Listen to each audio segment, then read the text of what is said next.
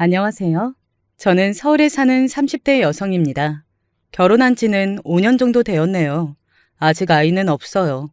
저는 참 아이를 가지고 싶어 해서 들어서지 않는 게 슬펐거든요. 하늘을 원망을 많이 했었고요.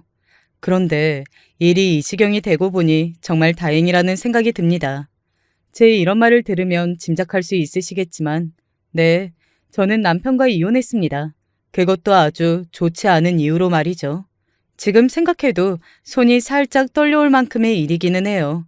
그때는 엄청나게 충격을 받았었고, 시간이 지난 지금도 그때만 생각하면 손이 떨려오니까 말입니다.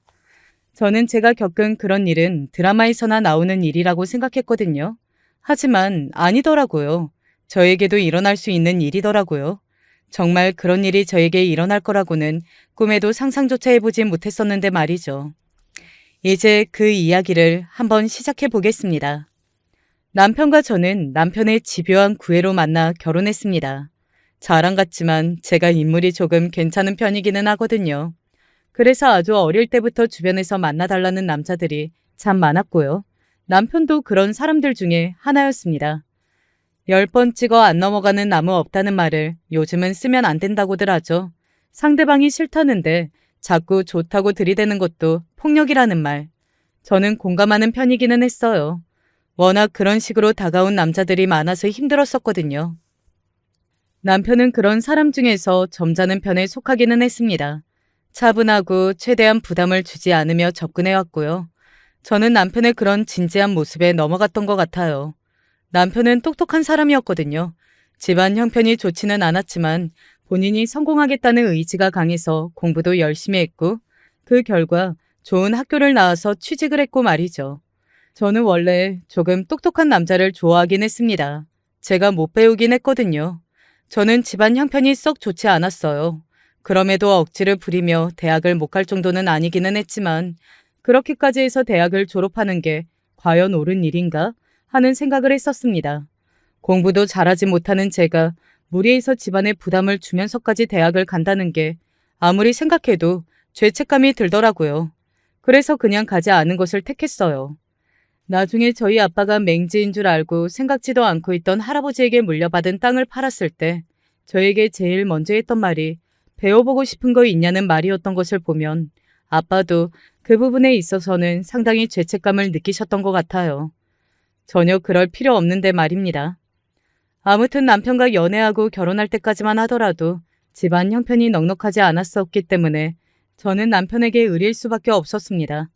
물론 남편이 저를 좋아해서 쫓아다녀 연애한 것도 맞았고 결혼도 그렇게 했지만 그래도 조건이 그럴 수밖에 없었어요. 특히 시어머니는 저를 몹시 작아지게 만드는 주범이었습니다.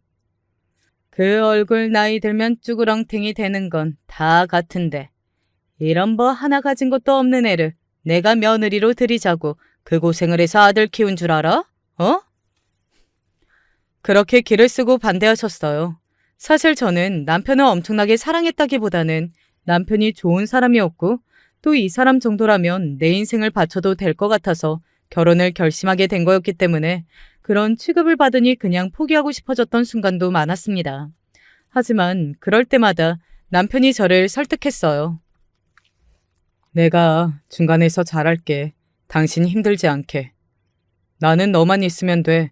그러니까 제발 헤어지자는 말만 하지 마. 그런 남편을 보면서 아, 이 정도로 나를 아껴주는 사람이 있다면 믿어도 되겠구나 하고 생각했습니다.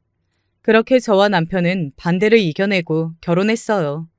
남편이 좋은 직장을 다니기는 했지만 그냥 평범한 집안이었고 그리고 저도 결혼을 하고 일을 그만둘 생각은 없었거든요. 뭐 하나 가진 것도 없고 가방끈도 짧은 저를 잘 대해준 회사이기도 했고 말이죠. 그래서 아이를 가지기 전까지는 회사에 계속 다니는 걸로 합의를 했습니다. 물론 시어머니는 이렇게 말씀하셨지만요. 볼 것도 없는 회사, 쥐꼬리만큼 벌어서 뭐에 쓰겠다고 일을 굳이 하겠대? 하지만 한 푼이라도 더 벌면 좋은 게 아니냐는 남편의 설득에 결국 계속 다니게 해주셨지만 말이죠. 아마 당시에 저라면 만약 시어머니가 끝까지 반대하셨다면 결국에는 그만뒀을 겁니다. 아무튼 그런 상황이다 보니 제가 남편에게 더더욱 의지할 수밖에 없었고 남편에게 더더욱 마음을 줄 수밖에 없었어요. 그래서 생각해보면 저는 결혼 전보다 결혼하고 나서 남편이 더 좋아졌는지도 모르겠습니다. 그런 상황에서 믿을 건 남편밖에 없었으니까 아마 더 그랬을 거예요. 그래서 남편에 대한 배신감도 더 컸던 거겠죠. 그런 남편이 바람이 났다는 걸 알게 된 건 결혼하고 약 2년 정도 지났을 때였습니다. 처음에는 의심을 하나도 하지 못했어요. 남편이 저에게 계속 잘해왔던 것도 있지만 결혼하고 2년밖에 안 됐잖아요. 어떻게 보면 아직 신혼이나 다름없는 기간이었는데 바람이 났을 거라고는 상상조차 하지 못했습니다. 나 전화 좀 받고 올게. 여기서 받아. 당신 앞에서 못 받는 전화니까 그렇지. 내가 불편해서 그래. 그런 말을 할 때도 그냥 업무상 온 전화이거나 친구의 전화라고만 생각했어요. 친구와 통화를 하는 것도 남에게 들려주기 조금 그럴 수 있잖아요.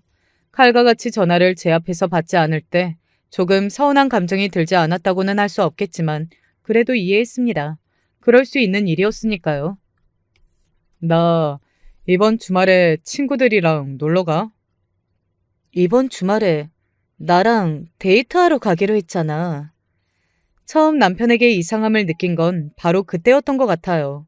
그때 저는 평일에 일을 하고 퇴근을 3일 정도는 시댁으로 했었거든요. 시댁에서 뭐 좀 가져가라, 뭐 좀 해달라, 저를 부려먹을 궁리만 하던 때라 퇴근을 거의 시댁으로 했었습니다. 그 때문에 남편과는 둘이 지낼 시간도 없었고요. 그래서 그 주 주말에 어디 근교에 데이트나 가자고 남편이 먼저 이야기했었어요. 저는 그래서 그 주말만 바라보고 있던 상태였고요. 아, 맞다. 미안. 그거 다음 주에 가자. 다음 주에 시댁에 집안 행사하고 있잖아. 그랬지? 그냥 자기가 친구들한테 미루자고 하면 안 되는 거야? 나 그 약속 하나만 보고 이번 달 버티고 있는 건데. 그런 제 말에 남편이 인상을 팍 쓰더군요. 그러고서는 굉장히 짜증이 난다는 듯 이렇게 말했습니다. 저는 그런 남편의 표정과 얼굴을 보고 굉장히 충격 아닌 충격을 받았던 것 같아요. 쪽팔리게 마누라랑 데이트 때문에 다음으로 미루자는 말을 어떻게 해? 저는 이해가 되질 않았습니다. 그게 쪽팔릴 일이야? 남자들끼리는 그래. 마누라한테 붙잡혀 산다고 엄청나게 꼽준단 말이야. 내가 당신이랑 데이트하는 그날만 바라보고 견뎠다는데 친구들한테 잠시 부끄러운 것도 못 버텨? 내가 당신한테 그 정도밖에 안 돼?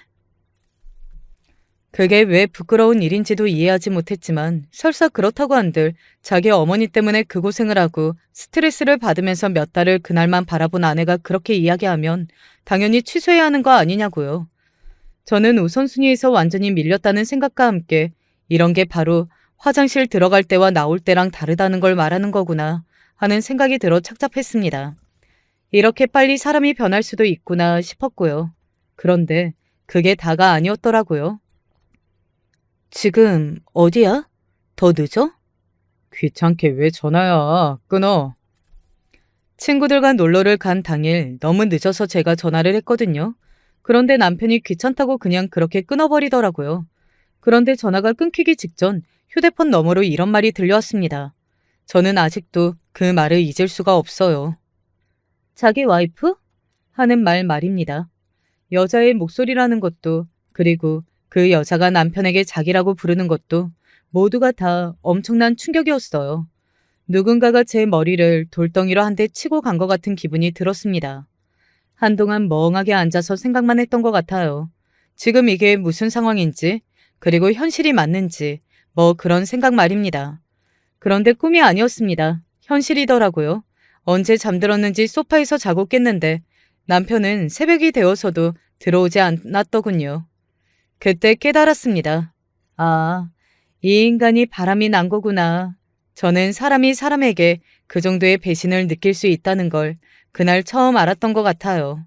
정말 온몸이 떨리고 눈물이 생각할 틈도 없이 줄줄 나오더라고요. 정말로 믿고 의지했던 사람이라 그 배신감이 정말이지 엄청났습니다. 새벽에 잠이 깨서 다시 잠들 수 없었어요. 남편이 들어올 때까지 그 자리에 앉아서 남편을 기다렸습니다. 아, 깜짝이야. 뭐야? 안 자는 거야? 아침 일찍 들어온 남편이 소파에 앉아있는 저를 보고 기겁을 하면서 그렇게 묻더군요. 그리고 질린다는 얼굴로 고개를 저었습니다. 소름 돋게 거기서 왜 그러고 앉아있어?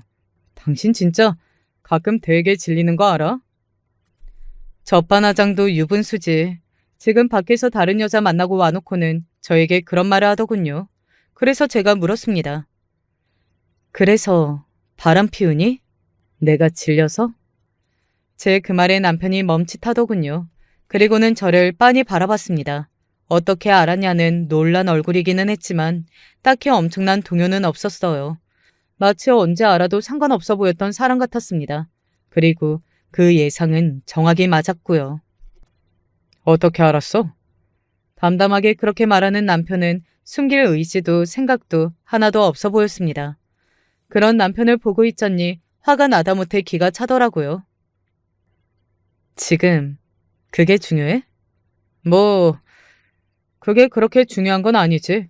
그래서 뭐 어쩌자고? 이혼하자고? 뭐? 이혼해. 나는 어차피 그럴 생각이었어. 남편의 입에서 나오는 모든 말들이 충격 그 자체였습니다. 울면서 죽을 죄를 지었다고 사과해도 부족할 판에 지금 덤덤한 얼굴로 그래서 어쩌자고? 라고 묻는 저 사람이 제가 알던 그 사람이 맞는 건지 하는 생각이 들더라고요. 저도 모르게 이런 질문이 나왔어요. 당신, 왜 그래? 제 그 질문에 남편이 저를 빤히 바라봤습니다. 저는 계속해서 말을 이었어요. 당신 원래 이런 사람 아니었잖아. 당신 대체 왜 이래? 내가 그러면 어떤 사람이었는데? 어차피 나는 이제 당신한테 마음 떴고 다른 여자를 사랑하고 있는 것도 맞고 이제 결혼 2년밖에 안 됐는데 벌써 이렇게 된 건 정말 미안하게 생각하고 있어. 하지만 사랑이라는 게 내가 어떻게 할 수 있는 감정도 아니고. 아니, 뭐가 이렇게 당당하냐고. 제가 울분에 가득 차서 그렇게 소리 지르며 울었습니다. 가해자는 너고 나는 피해자인데 왜 내가 더 힘들어야 하는 건지, 너는 왜 아무렇지 않은 건지 그게 더 화가 났으니까요. 그러면 뭐 울고불고 하면서 미안해 라고 하기라도 하라고? 근데 그러면 뭐 해? 어차피 달라진 건 없고. 그리고 나는 당신한테 안 미안한데? 뭐? 안 미안해? 안 미안해. 다른 사람 사랑하게 된 건 내가 의도한 것도 아니고, 그리고 사랑이 죄도 아니고, 결정적으로 나를 이렇게 만든 건 당신이니까. 그 말에 눈물이 날 만큼 억울했습니다. 저는 어떻게든 잘 지내보려고 그 힘들고 모욕적인 시집살이도 다 참아가며 견디고 있었는데 자기를 이렇게 만든 건 다름 아닌 저라니요. 매일 집에도 없는 아내, 그리고 어쩌다 집에서 마주치면 우리 엄마 욕만 하는 아내. 내가 그런 여자한테 무슨 감정을 더 느껴야 하니? 있던 사랑도 식겠다. 그건 당신 어머니가 내가 적당히 알아서 잘 끊으라고 했잖아. 그리고 그럴 수 없으면 나한테 그 한풀이는 그만했어야지. 나까지 왜 힘들게 하냐고. 남편이 저에게 그런 말을 했을 때 그때 어쩌면 끝내는 게 맞았을 수도 있다는 생각이 지금은 드네요. 하지만 저는 그러지 못했습니다. 남편에게 분노했고 남편에게 배신감을 느꼈고 그리고 굉장히 크게 실망도 했지만 저는 결국 남편을 붙잡고 매달렸어요. 나는 이혼은 못해. 왜 못해? 나는 이제 너 사랑 안 하는데? 이런 껍데기랑 살아서 뭐해? 나는 당신이 돌아올 거라고 믿어. 바보 같고 미련하게도 과거의 남편에게 받았던 사랑과 그 다정함을 잊을 수가 없었어요. 그래서 남편은 지금 잠시 방황하는 거라고 결국에는 다시 정신을 차리고 예전에 내가 사랑했던 그 모습으로 돌아올 거라고 그렇게 굳게 믿었어요. 지금 와서 돌이켜 생각해보면 그 생각이 얼마나 바보 같았던 생각이었는지 후회를 하지만요. 그 이후로 남편은 더 대놓고 바람을 피웠습니다. 저에게 말도 하지 않고 외출했고 외박했고 물어봐도 아무런 대답을 하지 않았어요. 지금에 와서 돌이켜 생각해보면 떨어져 나가라고 일부러 더 그랬다는 생각이 드네요. 저는 그걸 미련하게 견디고 있었던 거고 말이죠. 그러는 동안 시어머니의 학대 아닌 학대도 계속되었습니다. 너는 남들 다 가지는 애도 못 가지니? 네가 여자로서 얼마나 매력이 없으면 결혼한 지 얼마 되지도 않아서 애가 다른 여자한테 눈을 돌리니. 그래도 이 집 며느리로 살아야겠다면 내 말에 충성해. 알겠어? 그런 것도 봐주는 며느리와 아내가 되고 나니 그 두 사람은 점점 더 저를 막대했습니다. 뭐 어느 정도는 제가 자초한 부분이 있다고 생각해요. 그래서 반성하고 있습니다. 그렇게 살지 않고 제대로 매운맛을 처음부터 보여줬어야 했는데 하면서요. 남편이 한 여자만 만난 건 아니었어요. 저에게 처음 걸렸던 그 여자에서 결정적으로 이혼하게 된 그 사건에 속해 있던 상간녀까지는 3명 정도가 더 있었습니다. 남편은 굉장히 실증을 잘 느끼는 사람이었더라고요. 그리고 금방 사랑에 빠지는 사람이었고요. 남편의 불륜을 처음 알게 된 그 다음부터 제 인생은 그야말로 나락으로 떨어졌어요. 세상에서 가장 불행한 여자, 그게 바로 저였습니다. 남편도 저를 막대했고 시어머니도 저를 막대했어요. 그걸 알고도 묵인한 순간 저는 그런 대접을 받아도 되는 여자가 되었습니다. 게다가 제가 다 안고 가기로 한 거였기 때문에 다른 사람에게 뭐라고 말할 수도 없었고요. 그렇게 3년을 더 버티고 있었네요. 그 3년은 단언컨대 제 인생에서 가장 힘들고 암흑 같은 시기였습니다. 떠올리는 것만으로도 고통스러울 만큼 말이죠. 3년 동안 남편은 제대로 집에 들어오는 날이 더 적어졌고 집에서 마주쳐도 저를 무슨 벌레 보듯 바라봤어요. 남편이 저를 그렇게 대하니 당연히 시어머니의 횡포는 더더욱 심해졌고 말이죠. 왜 그러고 버텼는지 아직도 의문이 드네요. 숨을 쉬어도 쉬는 것 같지 않은 나날들이었는데 말입니다. 그러던 어느 날이었어요. 그날의 그 일은 제 인생을 바꿔놨습니다. 인간 쓰레기 같은 짓을 한 건 남편이기는 하지만 어찌 되었든 간에 그날의 그 일이 없었다면 저는 아직도 그 집에서 고통받으며 살았을지도 모르니 어쩌면 고마워해야 할지도 모르겠어요. 너 오늘 출장이라고 했냐? 갑자기 그건 왜 물어? 그냥 왜? 말도 걸지 마? 그 말이 아니잖아. 그날은 제가 출장을 가는 날이었어요. 원래 저희 회사는 출장 같은 것이 거의 없는 회사이기는 한데 그때 딱 거의 처음으로 출장을 가게 된 거였거든요. 그래서 남편이 묻나보다 했습니다. 저는 바보같이 얼마 만에 먼저 질문이라는 걸 해준다며 이제 조금씩 변하려나 하는 기대감까지 가졌고요. 그런데 이동하는 와중에 출장이 취소가 된 겁니다. 작은 회사라 원래 이런저런 변수가 참 많은데 그날도 그랬어요. 그래서 집으로 다시 돌아갔습니다. 현관문이 왜 열려 있지? 도어락이 다 닫히지 않은 채 조금 틈이 있더라고요. 요즘 현관문이 잘 닫히지 않으니 한 번 더 확인하라고 남편에게 이야기했었는데 깜빡한 것 같다는 생각을 하면서 집 안으로 들어갔습니다. 그런데 현관에 신발 하나가 있었어요. 저는 그 신발을 보자마자 누군가가 제 머리 위로 찬물을 뿌린 듯한 기분이 들었습니다. 다름 아닌 여자 구두였거든요. 그 자리에 굳어 한동안 그 구두를 멍하니 내려봤던 것 같아요. 정말 아무 생각이 안 나고 어떻게 해야 할지 모르겠고 그런 감정은 2번을 겪어도 적응이 되지 않더라고요. 그리고 안방 쪽에서 어떤 인기척이 느껴졌습니다. 저는 조심스럽게 발을 떼었어요. 예전에 이런 일이 다시 생기면 그때는 반드시 증거를 남겨놔야겠다고 저 자신에게 한 1000번쯤 이야기했었거든요. 그래서 그런지 그 와중에도 저는 휴대폰의 녹음 기능을 켰습니다. 얼마나 많은 시뮬레이션을 했으면 그랬겠어요. 안방으로 다가가자 두 연놈의 대화 소리가 들려왔어요. 여기서 이러고 있으니까 더 짜릿하다. 그래? 그러면 마누라 어디 보내고 한 번 더 불러야겠는데? 나 병원 쉬는 날 자기 마누라 좀 어디 쫓아내봐. 자기들끼리 그런 저질스러운 듣기만 해도 역겨워서 토가 나올 것 같은 말들을 하면서 낄낄거리고 있더군요. 저는 21번 몰아쉬고는 그 방문을 힘차게 열었습니다. 두 연놈들은 저를 보고 깜짝 놀라기는 하더군요.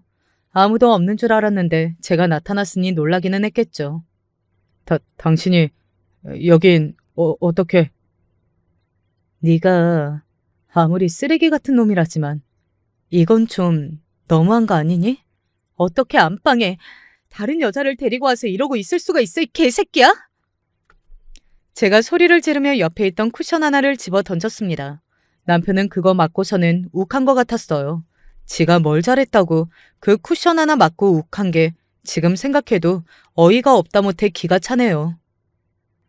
너 지금 미쳤어? 지금 누가 할 소리를 하고 있어? 지금 네가 나보고 미쳤냐고 묻는 거야? 제가 기가 차서 그렇게 이야기했지만 남편은 그 당당한 표정을 지우지 않았습니다. 그리고는 이렇게 이야기하더군요. 그러게, 내가 그때 이혼하자고 했잖아. 뭐? 멍해지더군요. 그 말이 그 상황에서 나올 말인지 제 머리로는 도저히 이해할 수 없었습니다. 뭐 지금도 이해는 할 수 없어요. 그런 인간의 생각 따위 이해해주고 싶지도 않지만요. 그러게, 내가 이혼해달라고 할 때 진작 이혼해주지. 왜 버티고 있다가 이런 꼴을 당해? 이건 네가 자처한 거야. 모르겠어? 그 순간에도 제 탓을 하는 그 입을 찢어버리고 싶었습니다. 지금 어디다 대고 누구 탓을 하는 거야? 네가 그때 이혼만 했어도 이런 꼴은 안 보잖아. 이런 꼴을 만든 당신 잘못이라는 생각은 안 해? 그때였습니다. 가만히 보고 있던 상간녀가 저를 보고 비웃으며 이렇게 말하더군요. 그쪽 잘못 맞는 것 같은데요? 뭐라고요? 제가 너무 어이가 없어서 잘못 들었나 싶어서 그렇게 되물었습니다. 하지만 그 상간녀는 저를 똑바로 보면서 이렇게 말하더군요. 그쪽같이 매력적이지 않은 여자랑 같이 살면 저 같은 여자한테 끌릴 수 있는 거죠. 어디로 보나 매력이 하나도 없는데. 연애할 때는 그래도 예뻤다더니 그 말이 전혀 믿기질 않는데 지금? 저는 그때 누구한테 무슨 말을 듣고 있는지를 모르겠다는 생각이 들더군요. 지금 그거 저한테 하는 말이에요? 어머, 멍청하기까지 한가 보네? 여기 그러면 누가 또 있어요? 입이 떡 벌어지더군요. 하긴 인격이 그렇게 바닥이어야 그런 짓도 할 수 있는 거였겠지만 말입니다. 아니, 제가 지금 너무 어이가 없어서요. 상간녀가 본처한테 불륜 장면에 걸렸는데 이렇게 당당한 게. 아, 그 정도 되는 쓰레기라 이런 짓도 뻔뻔하게 할 수 있는 건가? 뭐라고요? 왜요? 제가 한 말 중에 틀린 말 있어요? 그렇게 되고 보니 오히려 이성이 확 생기는 느낌이었습니다. 제가 그렇게 말하며 상간녀를 빤히 바라보자 상간녀도 욱한 모양이기는 했어요. 하지만 더 이상 아무 말을 하지 않더군요. 제 말에 틀린 게 하나도 없었으니까요. 저는 그런 상간녀를 조용히 바라보다가 남편을 향해 말했습니다. 그래, 네 소원대로 이혼해줄게. 그런데 내 방식대로 할 거야. 뭐? 그렇게 물을 필요 없어. 지금부터 너랑 지금 옆에 계시는 상간녀분은 제가 하는 대로 당하기만 하면 되시는 거예요. 아시겠어요? 그리고는 그 집을 나왔습니다. 길거리를 걸으면서 사연이 한 100개쯤 있는 여자처럼 펑펑 울었어요. 그리고 친정으로 갔습니다. 앞서 이야기했지만 저희 아빠가 맹지인 줄 알았던 땅이 엄청 올라서 땅 부자가 되었다고 했잖아요. 그래서 친정은 이사를 했거든요. 그 전에 집보다 거의 3배는 큰 집이었습니다. 물론 남편은 그 사실을 몰랐어요. 그런 이야기를 주고받을 만큼 사이가 좋지 않았으니까요. 이게 무슨 일이냐? 당연히 부모님은 엄청나게 놀라셨습니다. 그간 제가 별말을 하지 않았기 때문에 당연히 잘 살고 있다고 생각하고 계셨거든요. 그런데 딸이 이렇게 울면서 나타났으니 당연히 놀라실 수밖에 없었겠죠.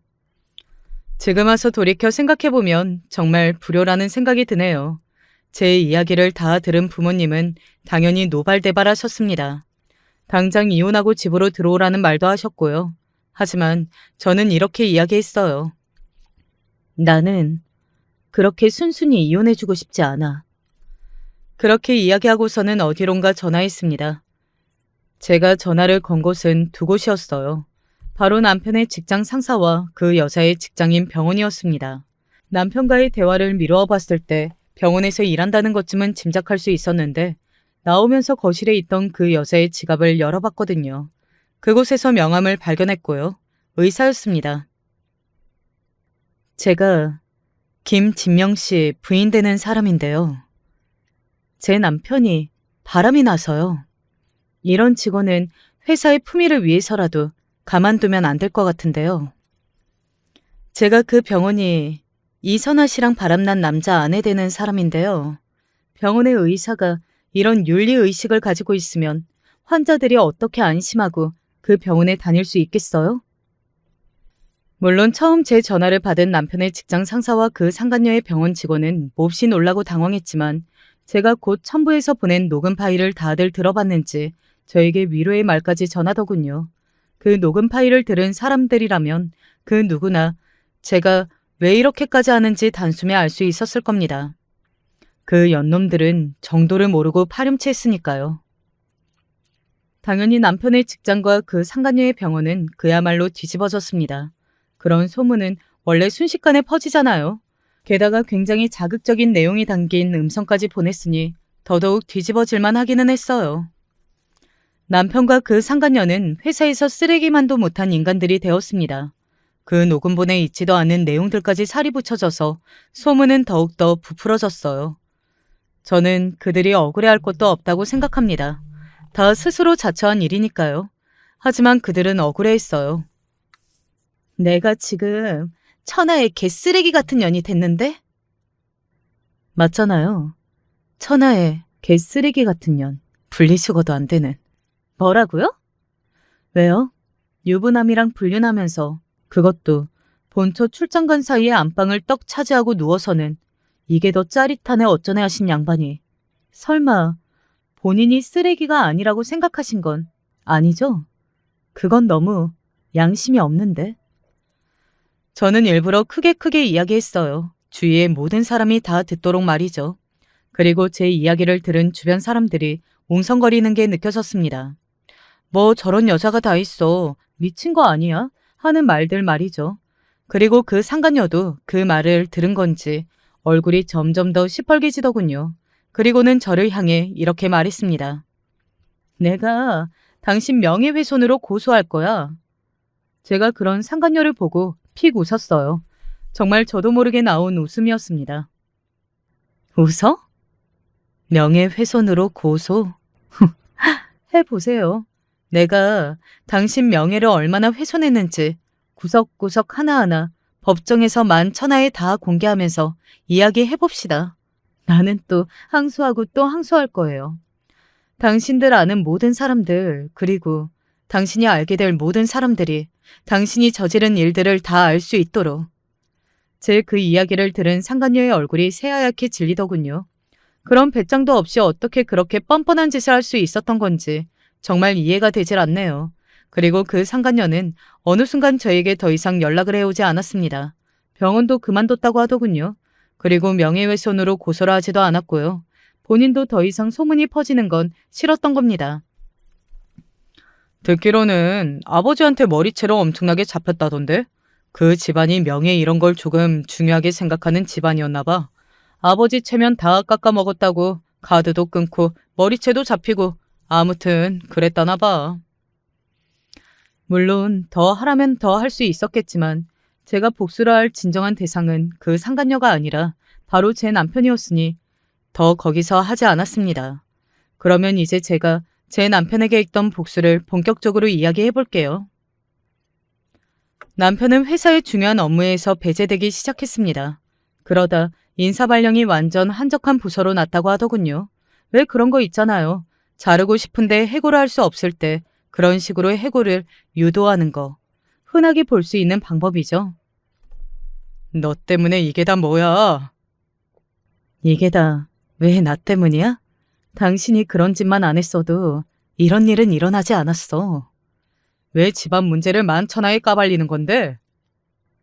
내가 내 집안 문제 까발리던 말던 꼬우면 억울하면 고소해.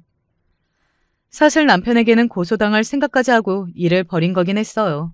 그리고 나중에 처벌받게 된다면 벌금을 어느 정도 내야 하는지 사전 조사까지 다 마친 상황이었습니다.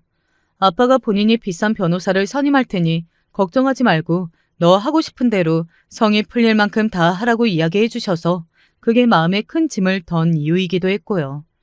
그리고 동시에 남편에게 이혼 소송을 진행했거든요. 너는 주제들 모르고 네 입에서 먼저 이혼 이야기가 나왔단 말이냐? 그 미친놈이 바람을 몇 번이나 피웠는 줄 아세요? 감히 내 아들을 보고 미친놈이라니. 그리고 너 같은 걸 마누라라고 두고 있으면 세상 어느 누가 딴 눈을 반팔아? 그래서 지금 이것도 제 잘못이라는 거예요? 그래, 네 잘못이지. 봐드리려고 했는데 안 되겠네요. 제 그 말에 시어머니는 지금 무슨 소리를 하냐는 듯한 얼굴로 저를 바라봤습니다. 그런 시어머니를 향해 녹음본 하나를 들려줬어요. 평범하게 저를 학대하던 어느 날의 기록이었습니다. 이 대먹지 못한 년아, 너는 대체 할 줄 아는 게 뭐야? 너같이 거지 같은 년을 내가 며느리라고 들이게 될 줄은 정말 꿈에도 상상조차 못했다. 나가 죽어, 어? 너 같은 며느리는 없어도 그만이다. 차라리 뒤지고 새 며느리 보는 편이 나을 것 같으니까 나가 죽으라고. 아마 시어머니도 녹음된 자신의 목소리를 그런 식으로 듣는 건 굉장히 새삼스럽기는 했을 겁니다. 분명 본인이 다 한 말인데 마치 다른 사람이 한 말인 양 듣고 있더라고요. 그러다 움찔 놀라기는 했어요. 음흉하게 이런 걸 다 녹음해놓고 있었단 말이야? 그래서 뭐 이걸로 뭐 하려고? 어디에 이야기라도 하려고? 그래, 해라 해. 저는 그런 시어머니를 가만히 보다가 이렇게 말했습니다. 고소할 거예요. 라고 말이죠. 시어머니는 그런 저를 보고 눈을 동그랗게 뜨더군요. 그런 말이 제 입에서 나올 거라고는 한 번도 상상하지 못했던 사람처럼 말이죠. 뭐래? 고소요. 수년간 며느리를 학대한 시어머니로 기사까지 나게 해드릴게요. 소문나도 상관없다고 하셨죠? 진짜 어머니라 아는 모든 사람이 이 대화 내용을 다 들을 수 있게 해드릴게요. 저 진짜 한다면 하는 사람이거든요. 너 지금 말 다 했니? 덜 했어요. 제가 느꼈던 감정, 어머님이 다 느끼실 수 있게 해드릴게요. 절망, 분노, 이런 거 다요. 시어머니는 제 단호함에 꽤 놀란 사람처럼 입을 벌리고 서서 한동안 아무 말도 못했습니다. 하지만 애써 제가 말뿐이라고 생각하려고 노력하는 듯 했어요. 그래도 설마 고소까지 할까 하면서 떠보듯 물어보더군요. 고소, 그거 아무나 하는 거 아니다. 네가 돈이 어디 있고 백이 어디 있어서 고소를 해서 나를 골로 보낼 수 있다고 생각하는 거니? 어? 주제를 몰라도 너무 모르는구나. 주제를 모르는 건 지금 어머님이시겠죠? 시어머니 또한 저희 아빠가 갑자기 벼락을 맞듯 부자가 된 걸 전혀 몰랐거든요. 그런 시어머니에게 말했습니다. 저희 아버지가 가지고 있던 땅이 갑자기 엄청나게 많이 올랐지 뭐예요. 그래서 지금 굉장한 현금 부자가 됐거든요. 뭐라고 싶냐고 물으셔서 이 집안에 복수하고 싶다고 했더니 제일 비싼 변호사 선임해 주시겠대요. 그러니까 어머님, 이제는 겁을 좀 내세요. 네? 그런 제 말에 시어머니는 믿을 수가 없다는 듯 저를 바라봤고 저는 돌아서 나왔습니다. 뒤로 저를 부르는 듯한 소리가 들려왔지만 돌아보지 않았어요. 그리고 얼마 지나지 않아 남편에게 연락이 왔습니다. 만나자고 하더군요. 하지만 저는 남편을 만나고 싶지 않았기 때문에 거절했어요. 그랬더니 집 앞으로 찾아오더군요. 우리 집은 어떻게 알았어? 좀만 물어보니까 알려주던데 뭐 왜 이야기 안 했어? 남편이 휘황찬란한 아파트를 올려다보며 물었습니다. 아빠가 부자가 된 걸 왜 알려주지 않았냐는 말이었겠죠. 왜? 우리 아빠가 부자가 된 걸 당신한테 알려주면 뭐가 좀 달라지니? 제 말에 남편은 아무 말도 하지 않고 가만히 서서 저를 바라보더군요. 그래서 달라질 거였으면 더더욱 너랑 잘 헤어졌네. 아니, 부부 사이에 그런 것도 이야기를 안 하는 게 어딨어? 너랑 내가 부부였니? 정말이지 기가 차서 물었습니다. 저는 남편의 첫 바람 이후로 단 한 번도 저랑 남편이 부부 사이라고 생각해보지 못했거든요. 서로의 인상을 단 하나도 공유하지 않고 대화도 없으면 다른 여자만 주구장창 만나는 그런 사이가 어떻게 부부 사이라고 할 수 있겠어요? 그래도 그런 이야기는 해야지. 왜 해야 하는데? 제 그 말에는 남편은 아무 말을 하지를 못하더군요. 남편은 그런 저를 잠시 바라보다가 한숨을 쉬며 이렇게 말했습니다. 내가 미안하다. 저는 남편을 그래서 뭐 어쩌라고 하는 눈으로 바라봤어요. 그리고 남편의 입에서 나온 다음 말에 굉장한 충격을 받았습니다. 설마 그 말이 나올 거라고는 정말 상상조차 하지 못했었거든요. 그러니까 우리 다시 한번 잘해보자. 제가 남편의 그 말에 인상을 팍 쓰고서는 도대체 무슨 개소리를 하냐는 듯한 얼굴로 바라봤어요. 저는 제 귀로 들었지만 그래도 믿기지 않았습니다. 어떻게 그런 말을 할 수가 있는 건지 정말 제 상식으로는 이해를 할 수 없겠더군요. 당신 나 좋아하잖아. 내가? 그건 과거의 나지. 지금은 아니야. 우리 잘해보자. 이제는 내가 잘할게. 내가 이제 당신이랑 잘해볼 마음이 단 하나도 없다니까? 우리 예전에 정말 좋았잖아. 그 시절로 다시 돌아갈 수 있어. 내가 잘할게. 내가 대가리에 총 맞았니? 그 말을 믿게? 그리고 네가 어떤 인간인지 다 알았는데 어떻게 예전으로 돌아가? 너는 네가 말하고도 네가 한 말이 안 되는 걸 몰라? 제가 소리를 단호하게 이야기했더니 남편의 표정이 싹 바뀌더군요. 그리고서는 약간 협박을 하기 시작했습니다. 나 이렇게 만들어 놓고 너는 떵떵거리면서 잘 살 수 있을 것 같아? 너를 그렇게 만든 건 내가 아니라 너야. 내 탓하지 마. 내가 그만큼 바람이 났다는 건 너는 매력이 없다는 말이라고. 그러니까 너는 다른 남자는 못 만난다고. 내가 평생 혼자 살아도 너 같은 거랑은 같이 안 산다고. 제가 소리를 악하고 지르자 순간적으로 남편이 놀라서 저를 눈을 크게 뜨고 바라보더군요. 제 그런 모습은 처음 보는 거였을 테니 많이 놀라기는 했을 겁니다. 아무튼 그렇게 그날은 남편이 돌아갔어요. 그리고 얼마 지나지 않아 남편 쪽에서 합의를 하자고 연락이 왔습니다. 소송까지 가면 자신이 굉장히 불리하다는 걸 변호사를 통해 들은 모양이었어요. 그리고 합의를 하러 온 자리에서 시어머니도 함께 나왔습니다. 내가 잘못했다. 그러니 고소만은 하지 말아다오. 시어머니가 숙이고 들어오더군요. 자신이 잘못했다고 고소만은 하지 말아달라고 말입니다.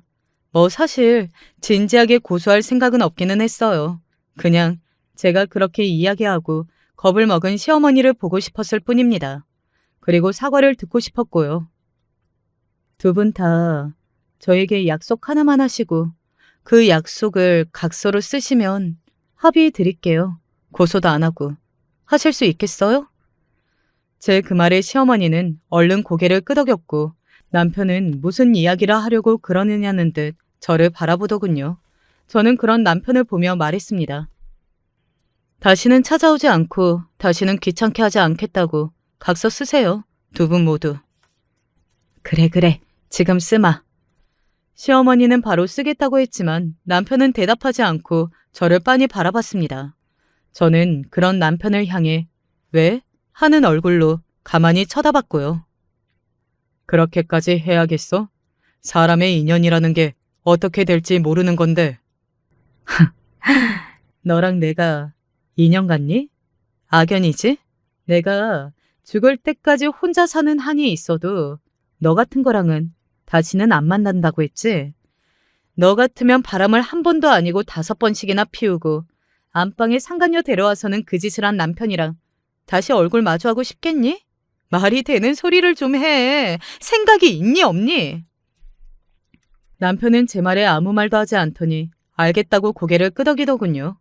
각서를 다 쓰고 사인을 하기 직전에 잠시 망설이던 남편에게 마지막으로 한마디를 했습니다. 거기 지금 사인 안 하면 나 진짜 이 고소 끝까지 간다. 하고 말이죠. 남편은 그제야 포기를 한 듯 사인을 하더군요. 그렇게 남편과 저는 이혼했습니다. 이 이야기의 끝이 여기였다면 정말 좋았겠지만 그러지 않았어요. 저도 그 뒤로 또 그런 일이 있을 거라고는 생각하지 못했거든요. 남편의 걱정과 우려와는 달리 저는 금방 만나는 남성분이 생겼습니다. 엄마가 봉사활동을 다니셨거든요. 이렇게 갑자기 잘 풀렸으니 남에게 베풀고 살아야 한다고 하시면서 말이죠. 그리고 그곳에서 어떤 남자 한 분을 만나셨어요. 그런데 엄마가 너무 괜찮은 것 같다며 한번 소개를 받아보라고 한 겁니다. 사실은 저는 그러고 싶지 않았거든요. 남자를 새로 만나서 연애할 마음의 준비도 되어 있지 않았던 데다가 이제는 더 이상 겉만 보고서는 사람을 알 수 없다는 생각이 들어서 기본적인 불신 같은 게 커진 것도 있었고요. 하지만 엄마는 그럴수록 좋은 사람을 만나서 마음의 병을 고쳐야 한다라고 말씀하셔서 어쩔 수 없이 만났습니다. 사실 반 이상은 거절하기 위해 나간 자리였어요. 하지만 생각보다 첫인상이 좋았고 그리고 대화가 잘 통했습니다. 굳이 연애를 하지 않아도 친구로 지내도 좋을 것 같다는 생각이 들 만큼 말이죠. 그래서 몇 번 더 만나게 되었고 관계가 자연스럽게 발전이 되어가던 어느 날이었어요. 너 남자 만난다며? 남편이 어디서 알았는지 그 이야기를 듣고서는 저를 찾아온 겁니다. 그것도 술이 잔뜩 취해서 말이죠. 너 나한테 이렇게 찾아오면 안 되는 거 몰라? 제가 각서를 생각하라며 그렇게 말을 해주지만 술에 취한 남편은 제 그 소리가 들리지 않는 듯 했습니다. 그저 자기가 하고 싶은 말만 하더군요. 네가 나 말고 다른 남자를 만나서 잘 살 수 있을 것 같아? 내가 그렇게 둘 것 같아? 좋은 말로 할 때 헤어져. 알겠어? 내가 왜 그래야 하는데? 네 말을 왜 들어? 이게 진짜. 그렇게 하면서 남편은 손을 들어 저를 때리려고 했어요. 그때 그분이 나타나지 않았다면 저는 꼼짝없이 남편에게 맞았을 겁니다. 하지만 저와 헤어지고 뭔가 이상한 기분에 저를 따라왔던 그분이 남편의 팔을 턱 하고 잡은 거였어요. 너 뭐야? 이분이랑 만나고 있는 그 남자입니다만. 남편은 그제야 그분을 아래 위로 훑어봤어요. 아마 술에 취하지 않았다면 감히 덤빌 생각도 하지 못했을 겁니다. 그분은 남편보다 덩치가 한참이나 크고 힘도 센 사람이었거든요. 과거에 운동했다고 들었기도 했고요. 네가 그놈이야? 초면에 반말은 좀 하지 마시죠. 네가 내 마누라 만나는 그 새끼냐고. 이혼하신 거 아니에요? 왜 그쪽 마누라죠? 이 새끼가? 남편이 그렇게 이야기하며 그 남자를 향해 손을 다시 번쩍 들었지만 그마저도 막혔습니다. 반대쪽 손을 들었지만 그것도 막혔고요. 힘이 아무리 줘도 손을 빼지 못하고 아등바등하는 그 모습이 너무 웃겨서 웃음이 났던 것 같네요. 남편은 웃는 저를 보고 쪽팔린 듯 소리를 고래고래 질렀고 말이죠. 돌아가지 않으시면 진짜 무서운 꼴 보실 겁니다. 무서운 꼴 뭐? 너 나 지금 협박하냐? 그렇게 들리면 그렇게 들으셔도 되고요. 제가 동네의 건달 형님들부터 경찰의 검사분들까지 모르는 분이 없거든요. 그건 거짓말이 아니긴 했어요. 그분은 아주 예전에 봉사활동을 많이 다니셔서 아는 사람이 대단히 많기는 했거든요. 물론 그 사람들과 다 연락을 하고 지내는 건 아니어도 말이죠. 그게 무슨 상관이었겠어요. 그 사람은 거짓말을 한 게 아니고 또 남편은 그 말로 인해 겁을 잔뜩 먹었으니 그걸로 된 거죠. 만난다는 남자가 이런 건달이었어? 남편은 그분을 오해한 듯한 말을 했습니다. 저는 남편에게 이렇게 말했어요. 건달 아니고 검사분이셔. 그 말에 남편의 눈이 더 이상 커질 수 없게 동그랗게 커졌어요. 네, 엄마가 소개해준 그분은 현재 직업이 검사셨거든요. 그러니까 대충 눈치챘으면 도망이 나가. 제 그 말에 그분은 남편의 손을 놓았고 남편은 눈치를 보더니 슬그머니 돌아서서 갔습니다. 그 도망가는 뒷꽁무니를 보고 있자니 저 사람을 사랑했던 과거의 제 모습까지 쪽팔려지는 기분이 들었어요. 남편은 그 이후로 단 한 번도 저를 찾아온 적이 없기는 합니다. 물론 그 뒤로 들은 소식들은 있어요. 지금은 짧게 그 이야기를 해드릴게요. 시어머니는 소문이 나는 것이 두려워 빨리 합의하기는 했지만 결국에는 소문이 다 났다고 했습니다. 며느리를 학대한 시어머니로 말이죠. 동네 사람들이 하도 수군거리니까 그 성질머리를 참지 못하고 어느 날 수군거리는 동네 사람 머리채를 잡고 싸우는 바람에 경찰서에 가서 거액의 합의금을 물어줘야 했다는 이야기를 들었어요. 사람은 정말 변하기 힘든 것 같다는 생각이 들었습니다. 더구나 한평생 그렇게 막 나가시는 분인데 한 번에 바뀐다는 게 오히려 말이 안 되는 거겠죠. 그리고 남편은 얼마 지나지 않아 또 다른 여자와 새 살림을 차렸다고 들었습니다. 어디서 그렇게 여자를 잘 만났는지 정말 신기하다고 생각했던 것 같아요. 그리고 또 얼마 지나지 않아서 바람을 피워 또 이혼을 당했다고 하더군요. 네 전 남편은 아마 위자료 물어주다가 언젠가는 알거지 될 거다. 그 바람길을 고칠 수 없겠다면 평생 연애나 하면서 살지 왜 결혼은 하는 걸까? 그런 인간들이 또 안정적인 가정을 더럽게 원해요. 지가 나중에 늙어서 돌아갈 곳이 있어야 한다고 생각하거든. 이기적인 새끼들. 제 생각도 그런 것 같아서 고개를 끄덕였던 기억이 있네요. 아마 남편은 바뀌지 않을 겁니다. 또 어딘가에서 저같이 덜 떨어진 여자를 만나서 속여 결혼했다가 또 그렇게 이혼 당하겠죠. 지인의 말처럼 남편의 마지막은 더 이상 물어줄 위자료도 없어서 여자들이 거들떠보지도 않게 되는 게 그 끝이 아닐까 하는 생각이 들어요. 저는 그분과 잘 만나고 있습니다. 만나면 만날수록 좋은 사람이라는 생각이 들더라고요. 뭐 남편을 한번 겪어봤기 때문에 사람은 겪어봐야 알 수 있다는 생각에는 여전히 변함이 없지만 그래도 아직은 좋은 사람이라고 생각하기는 해요. 결혼까지는 조금 걸릴 것 같기는 한데 그래도 서로 길게 보고 만나고 있기는 합니다. 저는 회사를 그만두고 현재는 영어학원과 쿠키 클래스를 다니고 있어요. 아빠가 뭘 하고 싶냐고 물어보셨었는데 그게 바로 생각이 나더라고요. 그래서 지금은 제가 하고 싶은 것들을 하면서 즐거운 나날들을 보내고 있습니다. 과거를 생각해보면 지금은 더없이 행복한 하루하루예요. 가끔은 제가 꿈을 꾸고 있는 게 아닌가 싶을 만큼 말입니다. 이곳에 사연을 보내게 된 이유 중에 하나는 이곳에 마지막으로 사연을 쓰고 모든 것을 잊고 싶어서가 가장 큽니다. 사실 남편과는 완전히 끝나기는 했지만 그래도 그 시절을 생각하면 아직 화도 나고 손도 떨리고 그러거든요. 남편에 대한 감정이 남아서 그렇다기보다는 그때 제가 당했던 수모들이 생각나서 그런 것 같기는 하지만요. 어떻게 들으셨는지 모르겠네요. 아마 많은 분들이 분노해 주시고 공감해 주셨을 걸로 생각합니다. 그럴 만한 이야기이긴 하니까요. 한때는 그 인간의 불행을 빌었던 적도 있는데 이제는 그러지도 않으려고요. 제가 딱히 그 인간의 불행을 빌지 않아도 그 인간은 지금은 앞으로도 점점 더 불행해질 것 같으니까요. 마지막까지 함께 해주셔서 감사합니다. 앞으로는 제가 더더욱 행복해질 수 있길 바라봐 주세요. 저도 여러분의 행복을 바라겠습니다. 늘 건강하세요. 안녕하세요.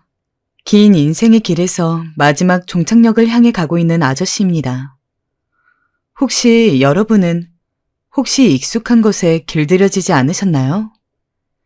항상 내 옆에 있을 것 같고 항상 내 편이 되어줄 것만 같던 그런 사람. 제가 담백하게 써내려가는 사연을 들으시고 저같이 후회하시는 삶을 살지 않길 바라는 마음에 인생 끝자락에서 주저리 제 이야기를 해보려고 합니다. 너무 가까이 있고 당연하기에 소중함을 느끼지 못하는 순간들이 있습니다. 저도 나이 60이 훌쩍 넘고서야 제가 이리도 미련한 인간인 줄 알게 되었습니다. 사실 젊을 적에만 해도 저는 제 잘난 맛에만 살아가는 녀석이었거든요.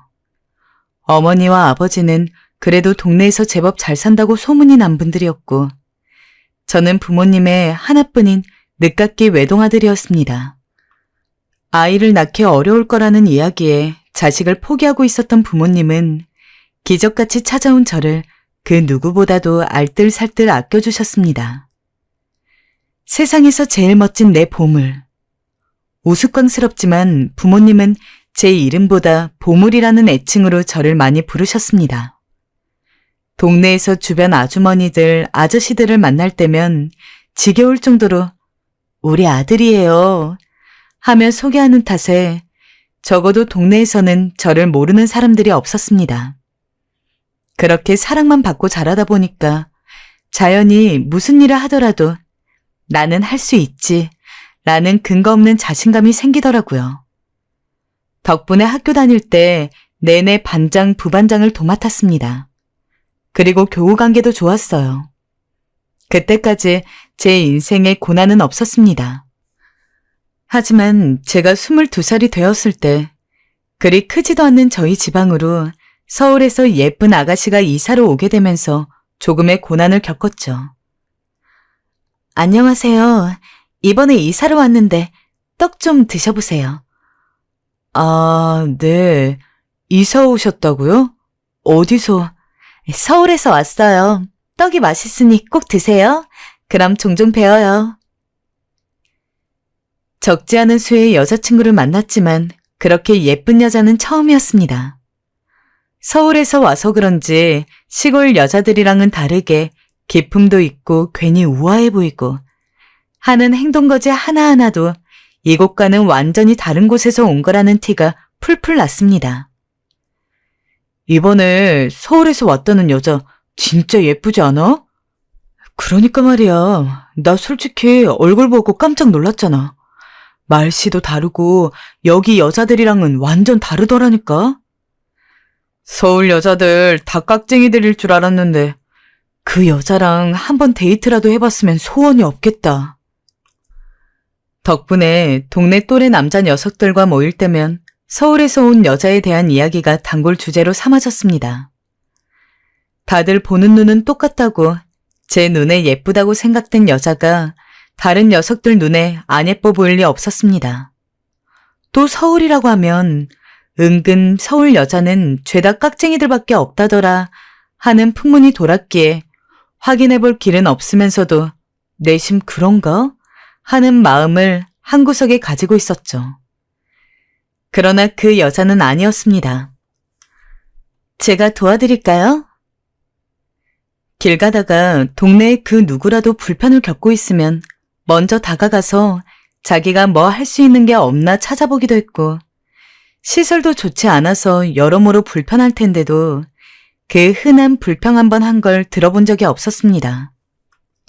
서울에서 왔다는 아가씨 어쩜 그리 예의가 바른지 아까 내가 장을 보고 오는데 저 멀리서 와서는 봉지 무겁다면서 하나를 들어주는 거 있지? 그렇게 괜찮다고 해도 도와주게 해달라면서 웃는데 너무 이쁘더라. 경우 너랑 동갑이라던데 마음 같아서는 네 짝 삼아주고 싶어서 혼났어. 어머니도 참.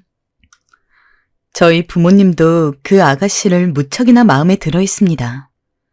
부모님까지 그렇게 칭찬 일색이시니 늘 멀리서 얼굴 정도만 힐끔대던 게 전부였는데 어느 순간부터는 저 역시 진심으로 그 여자가 궁금해지더라고요.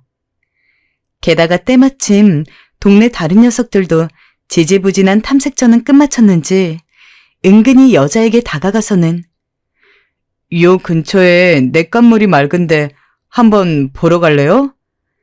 라며 가짜는 추파를 던져댔습니다. 괜히 그걸 보니 울컥하더군요. 질 수 없다 싶어서 저 역시 제대로 사귀어 볼 생각으로 말을 걸고 최대한 오랜 시간을 보내려고 노력했습니다. 그 당시 저희의 모습은 아마 동물의 왕국이나 다름없었을 겁니다. 동네에서 제일 예쁜 여자를 쟁취하기 위해 온 남자들이 우르르 몰려와서는 자신의 매력을 뽐냈죠. 하지만 시간이 지나다 보니 알겠더라고요. 단순히 서울에 와서 시골 여자들에게 없는 멋과 매력을 가지고 있어서라는 단순한 이유를 넘어서서 그 여자에게는 정말 사람의 마음을 편하게 하고 자신을 좋아하게 만드는 능력이 있었습니다. 또 같이 데이트 같은 산책도 하고 번화가로 나가서 커피도 한 잔씩 마시면서 이야기를 나누다 보니 제 생각보다 훨씬 더 어른스럽고 사려 깊은 사람이었어요. 어느 순간에는 저 역시 진심으로 반해서 여자와 함께 시간을 보내고 싶었죠. 민정 씨, 저는 민정 씨가 좋은데 민정 씨는 어때요? 민정 씨만 괜찮으면 저는 깊게 만나보고 싶은데. 저도 철우 씨가 좋아요. 우리 그럼 한번 만나봐요. 다행히도 여자 역시 부끄럽게 웃으며 제 멋없는 고백을 받아주었어요. 그냥 동네의 예쁜 여자에서 여자친구가 되고 저는 제가 정말로 생각이 짧은 놈이었음을 다시 한번 깨달았습니다. 그냥 얼굴이 예쁘고 도시에서 왔고 이런 것들은 정말 제 여자친구에게 아무것도 아니었어요. 얼굴이 예쁜 것은 맞았지만 여자친구는 얼굴보다는 마음이 더 예뻤고 언제나 무언가를 배우는 것을 좋아했으며 자신이 부족한 것을 인정할 줄 알고 남이 잘난 부분은 누구보다 기쁜 마음으로 칭찬할 줄 아는 심성을 가지고 있었습니다. 민정아, 우리가 아직 나이가 어리긴 하지만 언젠간 현실적인 여건이 갖춰지면 꼭 너랑 결혼하고 싶어. 그때까지 기다려줄 수 있지? 나 학생 때도 성인이 되어서도 여자친구를 사귀면서 장난으로라도 결혼을 생각해 본 적은 한 번도 없었어. 애초에 누군가를 좋아한다는 이유로 빈말로라도 결혼과 같은 미래에 대한 이야기를 하지 않는 성격이거든. 근데 처음으로 널 사귀고 나서는 나도 모르게 너무도 자연스럽게 결혼에 대한 꿈을 꾸게 돼. 나중에는 이 시골을 벗어나서 서울의 상경에서 함께 살고 있겠지? 애는 몇이나 낳을까? 아니면 잘 이야기해서 평생 우리 둘만 같이 살아도 좋겠다. 이런 것들 말이야. 난 너랑 꼭 미래를 함께하고 싶어. 제 생각보다 저는 더욱더 제 여자친구를 좋아하고 있었습니다. 여자친구가 절 선택한 것에 대해서 한치의 후회도 없게 해주고 싶었기에 그만큼 잘해주었고 일부러 집에도 자주 데려왔어요. 그러던 어느 날 지방에서 서울로 상경하기로 마음을 먹었습니다. 바로 여자친구 때문이었어요. 우리 이제 일자리도 잡고 좀 더 큰 곳에서 돈 버는 게 좋지 않을까? 슬슬 서울에 가서 같이 살아보자. 서울? 서울살이가 조금은 걱정도 되고 당황스럽기도 했지만 여자친구가 먼저 제의를 해주었고 이를 물릴 이유가 전혀 없었던 저는 부모님에게 즉시 알린 뒤 부모님과 여자친구 부모님의 도움으로 작은 방을 잡아 여자친구와 함께 동거를 시작하게 되었습니다. 사실 사귄 기간도 오래되었고 저희 나이도 30이 조금 넘었다 보니까 이미 부모님들 그리고 저희 사이에서 결혼 자체는 이미 기정사실화된 상황이었어요. 그렇기 때문에 함께 사는 것도 쉽게 허락받을 수 있었죠. 우리 서울에 가게 되면 그때는 결혼해서 살자. 그래서 서울에 올라간 지 딱 반년이 지난 뒤 저희는 본격적으로 결혼식을 올렸습니다. 이제는 여자친구와 남자친구를 넘어서서 비로소 남편과 아내가 된 것이죠. 너무 행복했습니다. 살면서 처음으로 결혼하고 싶다는 생각이 든 여자와 정말로 그 꿈을 이룰 수 있다는 것은 아마 저뿐만 아니라 그 누구라도 감격스러우실 겁니다. 저희는 말 그대로 행복하다고 표현할 수 있는 결혼 생활을 했습니다. 식을 올린 뒤에는 아이를 가지는 것에도 신경을 써서 결혼하고 2년 뒤에는 아들 하나, 딸 하나를 쌍둥이로 낳았죠. 하지만 행복과는 달리 살림살이는 날이 갈수록 기울어졌습니다. 저희가 아무리 아끼면서 살아도 예상치 못한 돈이 들어갈 일이 많다 보니까 저축은커녕 당장 내 식구 제대로 옷 갖춰 입거나 밥 먹고 사는 것조차 힘들다고 느껴질 때가 많았습니다. 여보, 미안해. 못난 남편 만나서 고생이 많지. 이 추운 날에 난방도 끊기고 내가 너무 자신만만했나 봐. 미안해. 왜 그런 말을 해, 당신. 당신이 얼마나 잘해주고 있는데 빈말이라도 그런 말 하지 마. 마음 아파. 난 오히려 내가 지금 애 때문에 돈을 못 벌고 있으니까 그게 더 미안해. 아내는 늘 좋은 말로 절 격려해 주었지만 처자식이 있는 전 속이 늘 바짝바짝 타들어갔습니다. 얼른 돈 벌어야 하는데 하는 조바심이 너무 났죠. 그러던 어느 날 때마침 친구놈 중 하나가 사업을 한다고 따로 투자금 없어도 되니 보증만 서주면 사업 성공하자마자 무조건 5천만 원을 입금해준다는 제안을 했었습니다. 정말이야? 보증만 서주면 그 큰 돈을 입금해준다고? 그래, 내가 너 힘들게 사는 거 잘 알지 않냐. 친구들 다 둘러보다가 너한테 맡기는 게 좋을 것 같다는 생각이 들더라. 이 기회에 돈 좀 모아봐. 고맙다. 정말 고마워. 내가 이 은혜를 어떻게 갚아야 할지. 나도 언젠간 잘 살게 되면 이 은혜는 꼭 갚을게. 제가 조금만 더 냉정하게 생각했다면 그게 얼마나 위험한 일인지 쉽게 알았을 겁니다. 하지만 그때 저도 정신적으로 너무 몰려 있었습니다. 당장 친구가 이야기한 5천만 원이라는 큰돈의 달콤함에 휩쓸려서 묻지도 따지지도 않고 도장을 찍었죠. 적게 알고 지내온 친구가 아니기에 믿기도 했고, 친구가 사업에 대해서 설명했을 때 아무것도 모르는 제가 들어도 이건 대박이다 싶었기에 반드시 성공할 거라고 생각했거든요. 하지만 사업은 망했고, 망하다 못해 제 앞에서 사탕 발린 말로 저를 꿰었던 친구는 하늘로 사라졌는지 땅으로 꺼졌는지 코빼기도 보이기는커녕 연락조차 되지 않았습니다. 덕분에 친구가 남긴 빚은 모조리 저의 차지가 되었죠. 괜찮아. 우리 조금 더 열심히 일하자. 지금보다 더 아끼고 살면 괜찮아질 거야. 괜찮다고요? 지금 우리 아이들은 학원도 제대로 못 가고 있어요. 다른 아이들은 학원도 다니고 맛있는 것도 먹으러 다니는데 우린 뭐예요? 어쩌면 좋냐고요? 이게 내 탓이야? 아니, 나도 살아보려고 한 거야. 잘 살아보려 저지른 짓이라고. 이제 와서 어쩌란 말이야. 에이씨. 제 덕분에 곤란해진 건 당연히 저뿐만이 아니었습니다. 아직 어린아이 둘, 그리고 아내까지 빚에 시달려 했죠.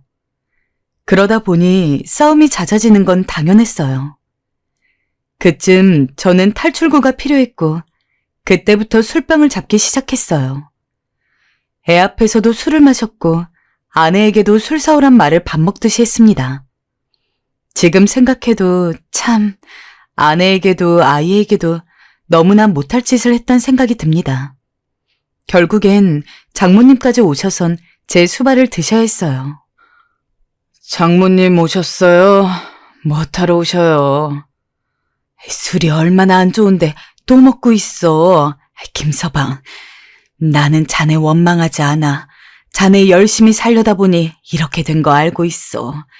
그러니 돌아오게나, 응? 우리 딸도 손주들도 나도 자네가 돌아오기만을 기다리고 있어.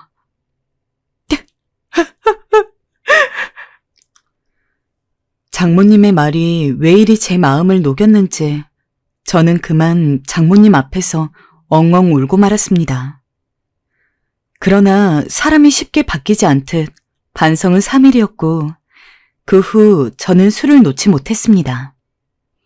아내는 차가운 방바닥 위에서 고생을 해야 했어요. 아이들이 어려서 밖에 나가서 일을 할 수 없던 탓에 여러 가지 부업으로 저를 도와서 돈을 벌고 생계에 보탰습니다. 아내가 한 부업 중엔 정말 단순 노동이 많았어요. 그런 걸 하는 아내를 보면 정말 가엾게 느껴질 만도 한데 하루 종일 술에 취해 있어 그런 것도 느끼지 못했습니다. 오히려 이 지긋지긋한 현실에 바뀌지 않는 내 자신에게 화만 더 나더라고요. 그러던 어느 날 제 앞에서 아내가 크게 한숨을 쉰 적이 있었어요.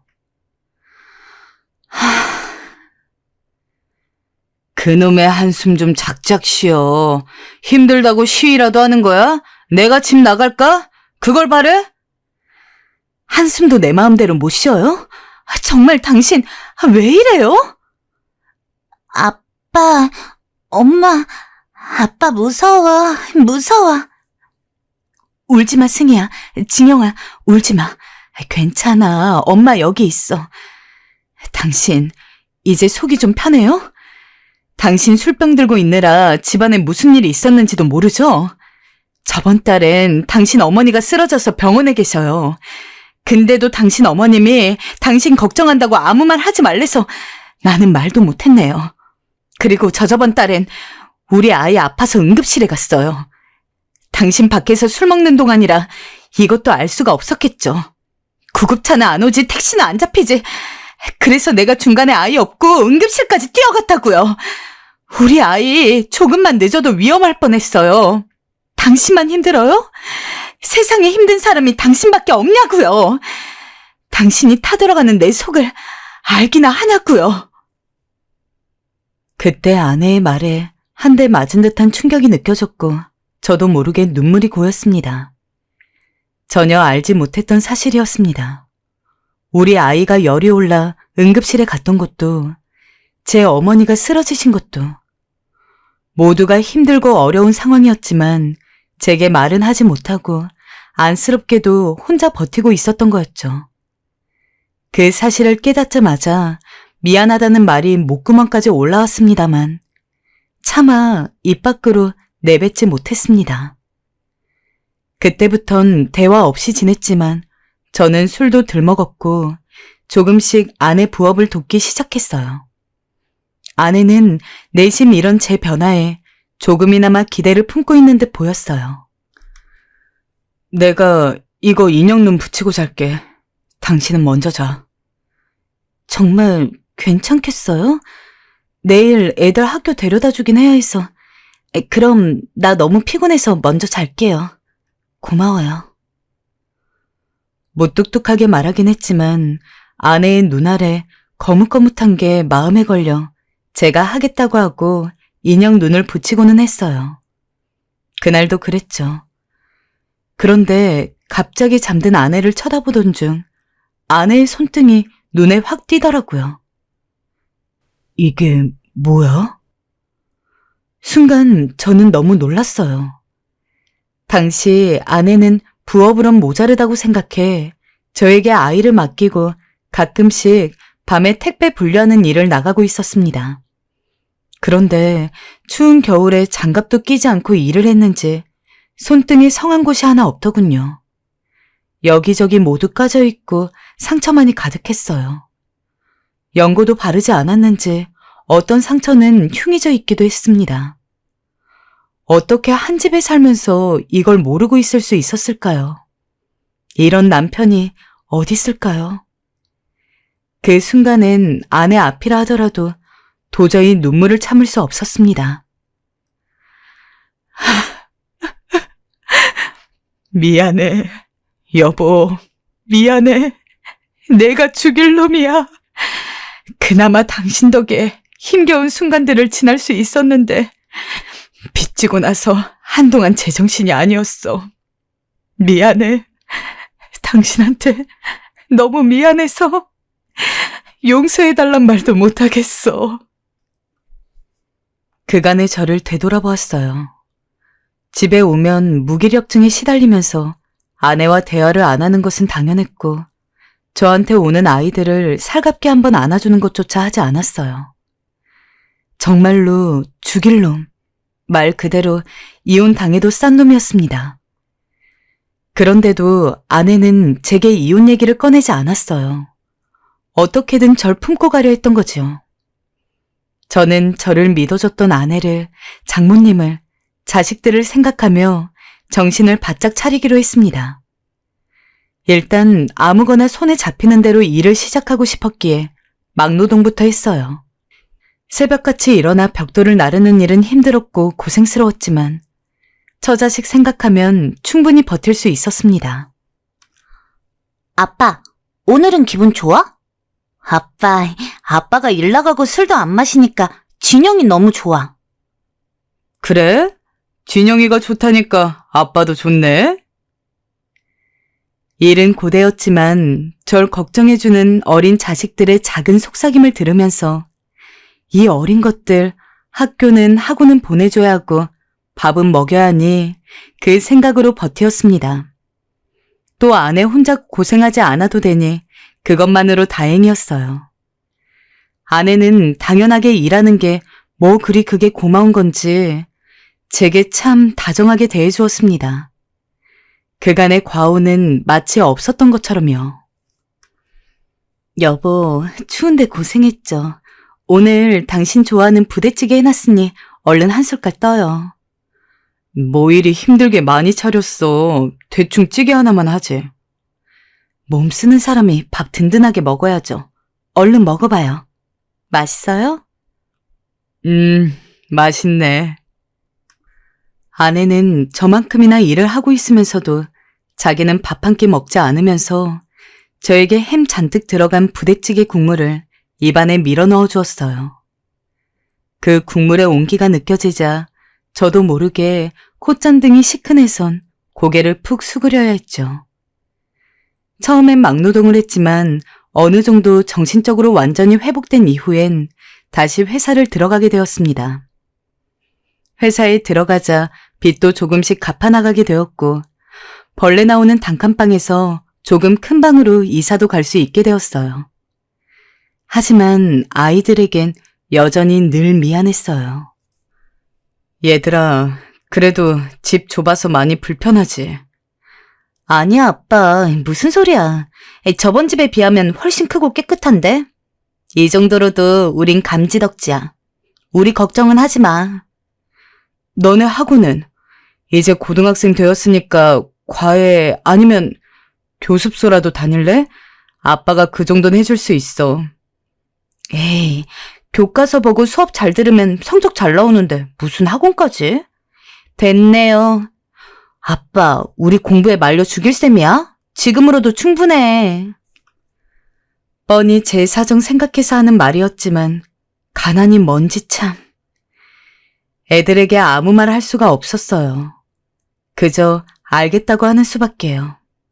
빚을 갚아야 아이들에게도 더 잘해줄 수 있을 텐데 그럴 수 없는 현실이 참 서글펐어요.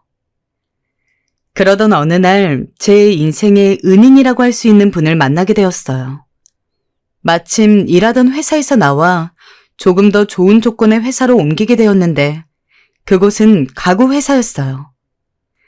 처음엔 맡은 일을 그저 성실하게 하겠다는 마음으로 일을 해나갔는데 같이 일하는 동료들과도 합이 맞고 다들 열심히 하니 저도 더 의욕이 생기더라고요. 그걸 좋게 봐주신 사장님이 어느 순간부터 제게 조금씩 일을 더 맡겨주셨어요. 처음엔 저한테 큰 프로젝트가 턱턱 떨어지니 긴장도 되었지만 이걸 기회로 삼아 무조건 인정을 받아야겠다는 생각이 강했습니다. 그래서 야근을 불사하며 매일같이 일에 열중했고 그에 따라 연봉 인상도 굉장히 빠르게 진행되었어요. 여보, 이번에 월급을 이렇게나 많이 받았어요? 당신 정말 대단한데? 그러니까 사장님이 나를 아주 신뢰하고 계셔.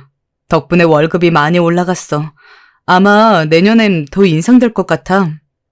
당신도 이제 아르바이트 그만해. 내 돈으로 빚 갚고 하면 되니까. 그때가 바로 제가 처음으로 아내에게 일 그만두라고 한 때였어요.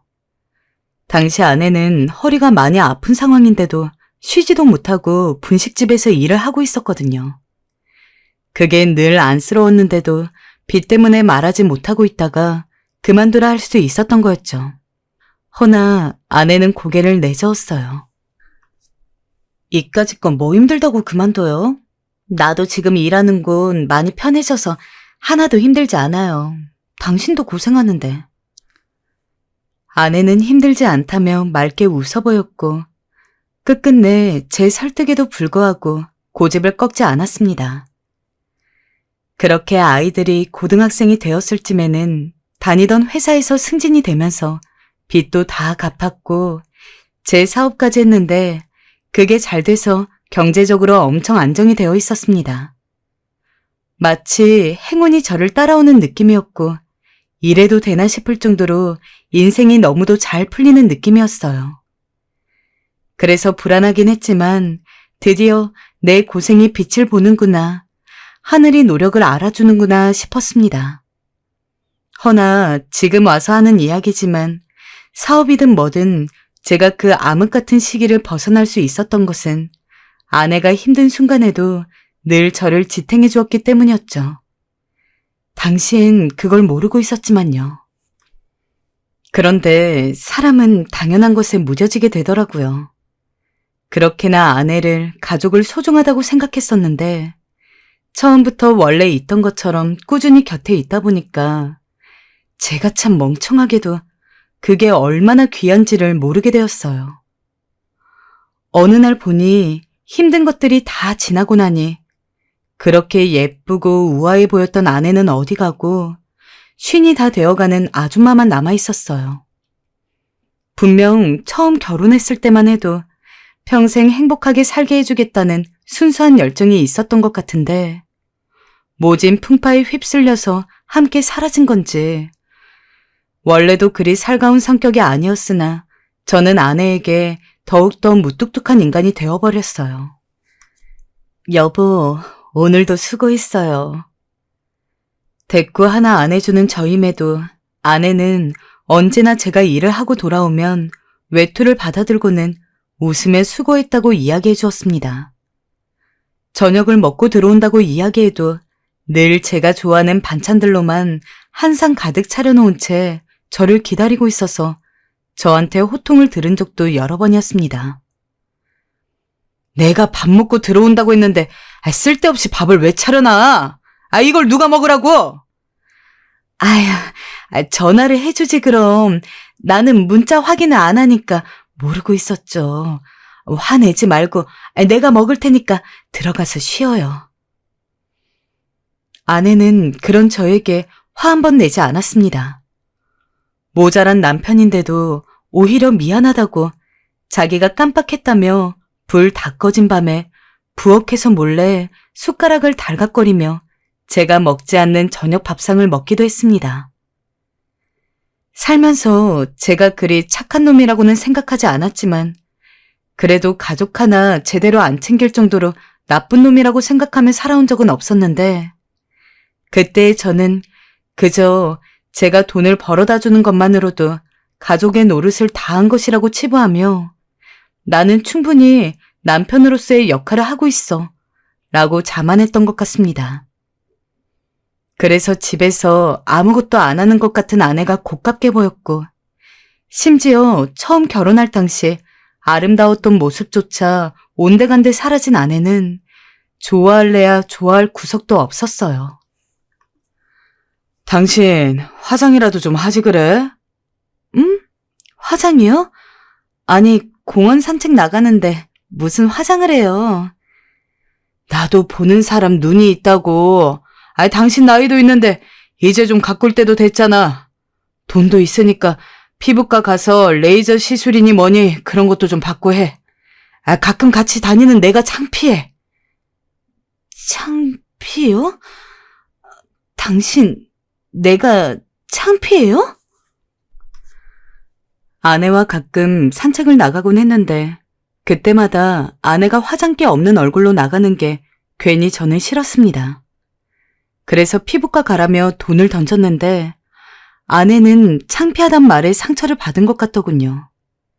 그 이후 혼자 괜히 거울을 들여다보고 한숨을 푹 쉬는데 새삼 미안했습니다. 곰곰이 되짚어보면 아내는 참 유순한 구석이 많은 여자였습니다. 그건 사귈 때도 그랬습니다. 결혼을 하고 나서는 더욱더 그랬죠. 그러던 어느 날 저는 더 나쁜 짓을 하고 말았습니다. 친구놈 말에 이끌려 아가씨들이 있는 술집에 갔는데 거기에 푹 빠지고 만 것이에요.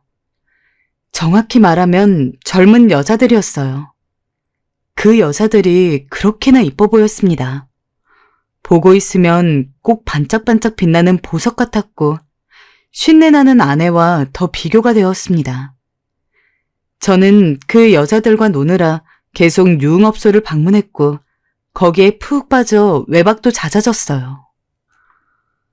당신 왜 안 들어와요? 오늘도 야근이에요? 그래, 늦는다고 했잖아. 왜 전화야, 귀찮게. 얼른 끊어. 요즘 왜 이리 야근이 잦은 거예요? 당신 뭐 나한테 숨기는 거라도 있어요? 그럼 내가 바람이라도 핀단 거야, 뭐야? 당신, 날 그렇게 못 믿어서 어떻게 살아? 미안해요. 알겠어요. 아무튼 내일은 야근하지 말아요. 애 생일이니까 꼭 일찍 들어와야 해요. 알겠어. 이래 하니까 이제 끊어.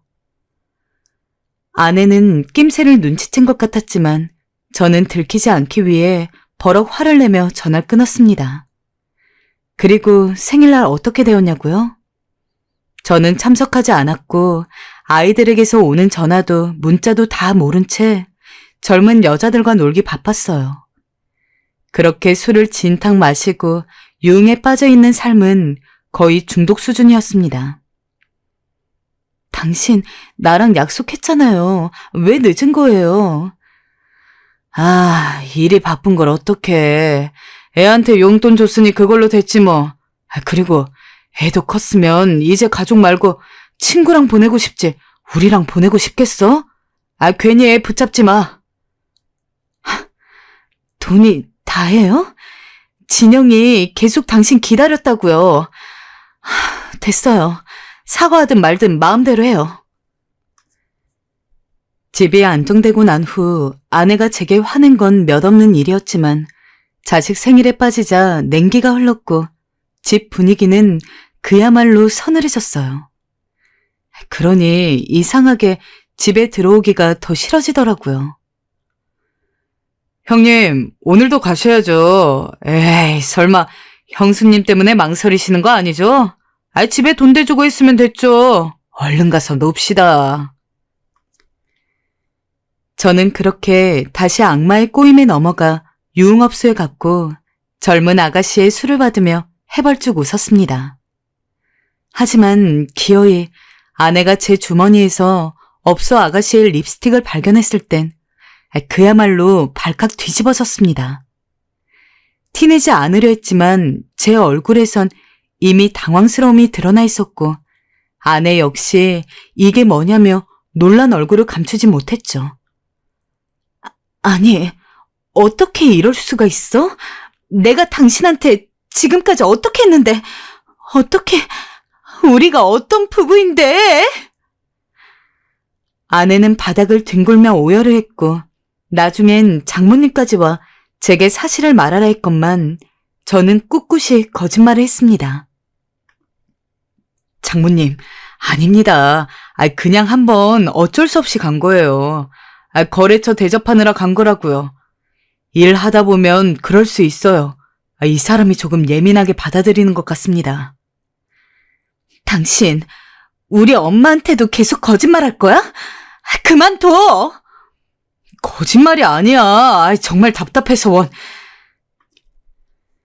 그 후 저는 정말로 아내에게 미안하기도 하고 제 자신이 쓰레기처럼 느껴져서 유흥업소에 가지 않았고 매일 꼬박꼬박 집에 들어왔지만 아내는 언젠가부터 모든 삶의 의욕을 잃은 사람처럼 우울한 얼굴로 벽만 쳐다보고 있었죠. 어떨 때는 마치 넋이 나간 사람 같았습니다. 급기야 정신과에 가보라고 제가 말할 정도였지만 상처가 너무 깊었는지 아내는 고개를 내저으며 그저 자신이 기르는 화초만을 쳐다보았어요. 그즈음에는 자식과도 얘기를 잘 하지 않았는데 자식들조차 걱정이 되었는지 물었습니다. 아버지, 엄마 정말 괜찮은 거 맞죠? 나도 잘 모르겠다. 너희들이 한번 얘기해보아라. 제가 할 수 있는 말은 딱 그것뿐이었어요. 그러던 어느 날 아내가 딱 한 번 명절 때 저에게 이런 부탁을 했어요. 이번 명절은 친정에 먼저 가고 싶어. 당신은 같이 안 와도 되니까 연휴 하루만 친정에서 보내고 바로 당신 따라갈게. 저희 부모님이 옛날 분이기는 하셨지만 그래도 명절 때 무조건 며느리는 시댁에 먼저 와야 한다고 주장하시는 분들이 아니었습니다. 게다가 지금껏 명절마다 아내는 무조건 연휴 첫날과 명절 당일은 저희 집에 있었고 마지막 연휴 날에만 친정에 들리고는 했었기에 저런 제안을 하는 것도 저 때가 처음이었습니다. 굳이 안 들어줄 이유도 없는 부탁이었는데 저는 아내가 그런 이야기를 한다는 것 자체가 괜히 싫었습니다. 지금까지 우리 집 먼저 잘 망가놓고 왜 갑자기 그래? 그냥 원래 하던 대로 해. 이번 한 번이면 돼. 명절 당일에 늦지 않게 바로 갈게.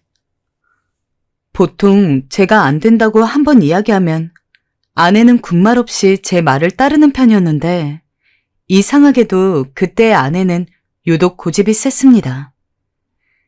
그때서라도 그냥 알겠다고 하고 다녀오라고 하면 될 것을 저까지 고집을 부리는 바람에 저희는 한바탕 크게 싸웠죠. 그리고 결국 아내는 저와 아무런 이야기 없이 혼자 친정으로 훌쩍 떠났습니다. 아빠가 너무 심했어요. 아이들까지 저를 타박할 정도였지만 저는 명절 때도 결국 내내 대면대면하게 굴었고 명절이 끝난 뒤에도 말 한마디 나누려 하지 않았어요. 내심 제가 이렇게 있어도 언젠가는 아내가 저에게 먼저 말을 걸어줄 것이라고 믿었던 것 같습니다. 그리고 딱 일주일이 지나고 아내는 제 믿음대로 저를 불렀습니다. 여보, 나 암 말기래. 그 내용은 저조차도 생각지 못한 것이었지만요. 가까이 사는 가족, 그것도 결혼한 상대방이 시한부의 삶이라는 이야기를 듣게 된다면 어떤 기분이 들 것 같으신가요? 딱히 그럴 일이 있을 거라고 생각해 본 적은 없었지만 만일 그런 일이 생기게 된다면 뭔가 너무 슬퍼서 눈물이 나올 것 같다고 생각했던 것 같습니다. 하지만 놀라울 정도로 눈물 한 방울 나오지 않았습니다. 슬프지도 화가 나지도 않았습니다. 그냥 아무 생각이 없었습니다. 아내가 정말 자신이 암에 걸렸다고 말하는 게 맞는지 살 날이 몇 개월도 채 안 남았다고 이야기하는 게 정녕 진실인지조차 파악할 수 없었습니다. 명절 연휴에 친정에 먼저 가고 싶다고 이야기한 것도 자신이 암에 걸렸다는 사실을 부모님에게 이야기하고 싶어서 그랬다고 하더라고요. 조금 파리한 얼굴로 웃는 아내를 두고 저는 여전히 아무 말도 할 수 없었습니다. 생각 정리도 마음 정리도 되지 않아 하루하루가 혼란했지만 시간은 참으로 매정하게도 흐르더군요. 아내의 암 소식에 아내를 붙잡고 엉엉 우는 아이들을 보아도 저는 그때조차 눈물 한 방울 나지 않았습니다. 마치 제 3자의 일인 것처럼 멀거니 그 모습을 관망하게 되었죠. 이렇게까지 슬프지 않아도 되나? 이 마음이 정상인가? 수십 번도 넘게 저를 검열하고 다그쳐봤지만 달라지는 것은 없었습니다. 지금 보면 그때의 저는 그 사실을 믿지 못했던 것 같습니다. 아내는 한평생 저와 함께 있을 거라고 생각했으니까요. 수술을 해도 완치가 힘든 상황이었지만 조금이라도 삶을 늘리려면 빨리 수술을 해야 했었습니다. 그러나 아내는 자신의 목숨이 경각에 달한 상황에도 초연했죠. 최대한 입원을 미루고 저와 그리고 아이들과 함께 시간을 보내려 했습니다. 아내는 평소 주말에 저를 귀찮게 하는 일이 없었습니다. 그런데 어느 날은 정말 마지막이라고 생각해서 그런지 저에게 그러더군요. 당신이랑 집 근처 공원을 돌아보고 싶어. 그 말에 저는 아무런 대꾸 없이 겉옷을 챙겨 들고 아내와 함께 집 밖을 나왔습니다. 여름을 앞둔 봄이었던지라 햇살은 따뜻했고 미지근하지만 청량한 바람이 부는 시기였습니다. 아내와 그렇게 데이트 같은 행동을 한 것은 결혼하고 정말 오랜만이었습니다. 어쩐지 어색해서 조금 거리를 두고 걷다가 아내 얼굴을 힐끔 보는데 여기저기 돌아보며 웃는 얼굴이 꼭 처음 아내와 사귀었던 그 순간을 떠올리게 만들었습니다. 그때 문득 그런 생각을 하게 되더군요. 내가 너무 중요한 것을 잊고 있던 것은 아닐까 하는. 그 이후로 아내가 입원하기까지 딱 3번. 저는 아내의 요구에 따라 아내와 함께 산책을 나갔습니다. 간지럽게 손을 잡거나 뽀뽀를 하거나 했던 것도 아닙니다. 심지어는 대화다운 대화를 나누지도 않았습니다. 아내가 말을 하는 순간은 저에게 산책을 가자고 제의할 때와 집에 돌아와서는 함께 나가줘서 고마워요 라고 할 때뿐이었습니다. 아마 아내는 크게 무리하고 있었을 겁니다. 많이 아팠을 텐데도 저와 아이들과 시간을 보내기 위해서 병원에 가지 않았겠죠. 입원을 한 시기를 기점으로 아내는 하루가 다르게 메말라갔습니다. 저조차도 마음이 덜컥 내려앉을 정도로 변해가는 아내의 모습에 저는 쉬이 잠을 이룰 수가 없었습니다. 여보, 잠은 푹 자. 당신 눈밑이 까맣네. 밥도 잘 챙겨 먹고. 당신이 애들 아빠니까 애들 힘들거나 그럴 때 있으면 꼭 힘이 되어줘야 해. 알았지? 결혼 후 거의 처음으로 들어보는 것이나 다름없는 아내의 잔소리. 그런 말을 하면서도 아내는 한없이 걱정된다는 표정으로 저를 쳐다보았습니다. 저는 그게 너무 낯설더라고요. 아직 이렇게 내 눈앞에 살아있는데 벌써부터 자신이 없을 나날들을 대비하고 있는 아내가, 그리고 그 모습을 은연중에 받아들이고 있는 내가 참으로 무서웠습니다. 그때서야 조금 실감이 난 것 같습니다. 이제 아내는 제 곁에 없을 거라는 것을요. 미안해. 미안해, 여보. 저도 모르게 미안하다는 이야기가 터져나왔습니다. 그동안 아내를 그렇게 박정하게 대하면서도 한 번도 미안하다는 생각을 해본 적이 없었는데 마지막을 앞두고 갑자기 개가천선이라도 하게 된 건지 뭔지 가슴이 아파 견딜 수 없을 정도로 미안하다는 감정이 들끓었습니다. 주름진 아내 손을 꼭 잡고 두서없이 미안하다고 이야기하며 애처럼 울었습니다. 그때의 아내가 어떤 표정을 하고 있었는지는 모르겠습니다. 다만 아내는 자신의 손을 잡고 있는 제 손을 다른 한 손으로 찬찬히 토닥이기만 하였습니다.